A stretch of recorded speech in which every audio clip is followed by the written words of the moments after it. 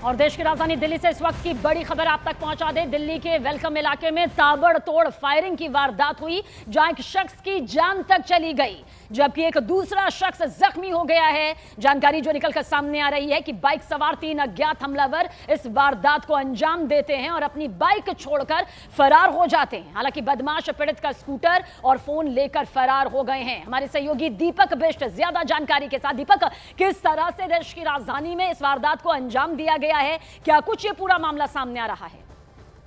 देखिए, देर रात की ये घटना है और नदीम नाम का एक शख्स जो फैक्ट्री चलाता है और जीन्स की फैक्ट्री का कारोबारी है, और वो अपने 2 साथियों के साथ अपने घर खाना लेने जा रहा था। तो उसी दौरान जब घर के नजदीक वो पहुंचा था, उसी दौरान अज्ञात हमलावर जो एक बाइक पर आए थे, उन्होंने ताबड़तोड़ फायरिंग शुरू कर दी और नदीम को टारगेट करके ही फायरिंग की गई है, जिसके बाद नदीम घायल होकर वहीं गिर गया।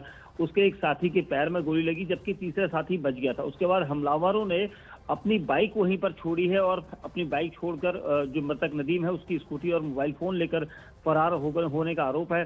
जिसके बाद पुलिस वहां पर पहुंची, इलाके के सीसीटीवी कैमरा फुटेज खंगाले जा रहे हैं। हालांकि परिवार का ये कहना है कि उसकी किसी से दुश्मनी नहीं है, अभी तक कभी किसी से झगड़े की बात नहीं कही है। तो फिर अचानक इसके ऊपर हमला क्यों किया जाए? तो कहीं ना कहीं किसी से ताल्लुका तो नहीं या किसी से कोई झगड़ा तो हाल में नहीं जिसके लिए शूटर्स का इस्तेमाल किया गया है। तो फिलहाल दिल्ली पुलिस का कहना है कि इस पूरे मामले में सीसीटीवी खंगाले जा रहे हैं और ये पता लगाया जा रहा है कि आखिर किस वजह से इस पूरी वारदात को अंजाम दिया गया है, क्योंकि घर के नजदीक नदीम को गोली मारने का पूरा जो फुटेज है पुलिस के पास इस वक्त है। तो हमारे सहयोगी दीपक बिष्ट पूरी जानकारी देते हुए कि वेलकम इलाके में किस तरह से इस वारदात को अंजाम दिया गया। शुक्रिया आपका। नजर बनाए रखिएगा दीपक, जानकारी आपके जरिए आगे भी दर्शकों तक पहुंचाएंगे।